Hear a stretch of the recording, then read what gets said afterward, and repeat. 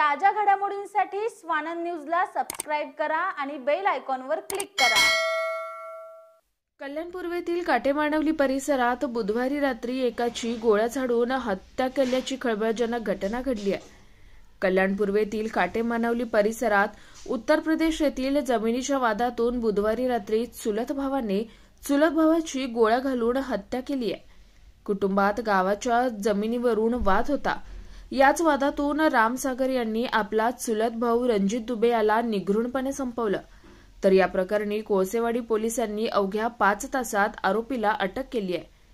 कल्याण पूर्वेत राहणाऱ्या 2 चुलत भावांचा उत्तर प्रदेश येथील जमिनीवरून वाद सुरू होता।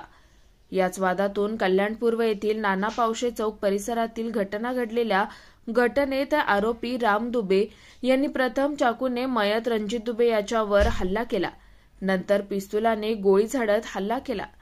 या हल्ल्यात रणजित याचा मृत्यू झाला। कल्याण पूर्व खडेगोळवली परिसरात रणजित दुबे आपल्या कुटुंबासह राहत होते।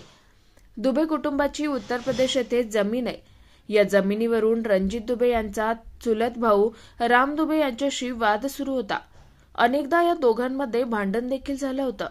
बुधवारी मध्यरात्रीच्या सुमारास राम दुबे याने रणजित दुबे याला नाना पावशे चौक परिसरात एकट्यात गाठलं।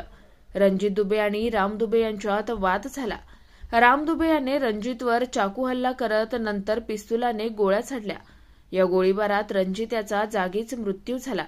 उधर कोलसाबाड़ी में लड़के के फोन करके बुला करके 2-4 लड़के बाहर साहस में खड़े थे और ये का काम किया कि बच्चे के अकेले रपटा तो हाथ में जब पिस्टल देखे पर सभी की हिम्मत खत्म हो गया तो भागा जान लेकर के बिल्डिंग में 3-4 महला भागे।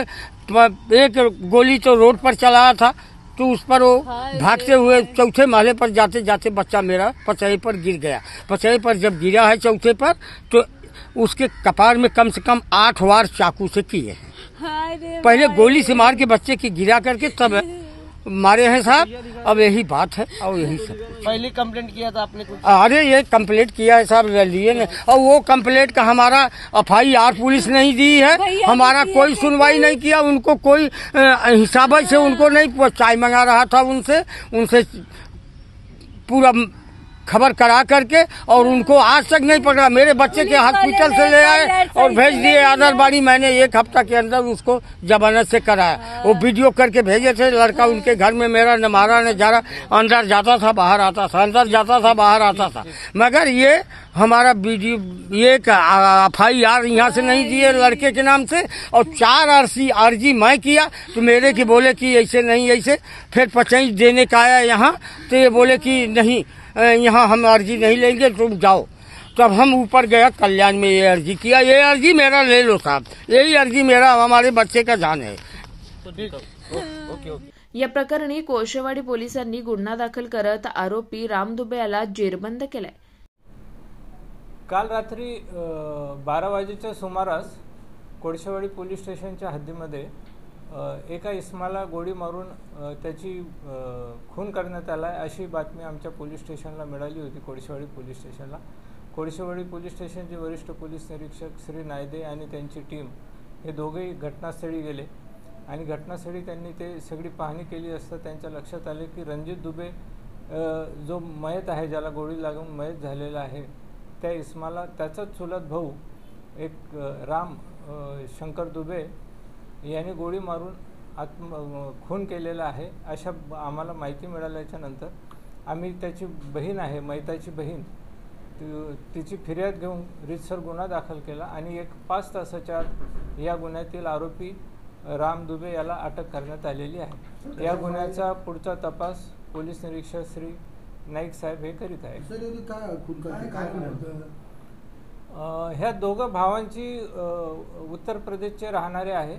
त्यांची वडिलोपार्जित मालमत्तेवरनं गावाकडे भांडण आहे आणि त्या भांडणामुळे त्यांची वाद बऱ्याच दिवसापासून चालू असल्याची प्राथमिक माहिती प्राप्त झाली आहे। ते कारण ह्या खून करण्यामागे असू शकते असा अंदाज वर्तवला जातो। आरोपीची काय पार्श्वभूमी?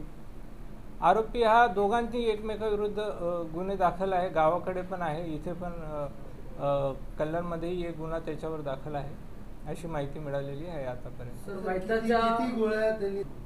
आरोपी आता एकच वर गुन्हा दाखल झालेला आहे. जी तक्रारमध्ये आहे, फिर्यादमध्ये आहे, ते एकाच आरोपीचं नाव आहे.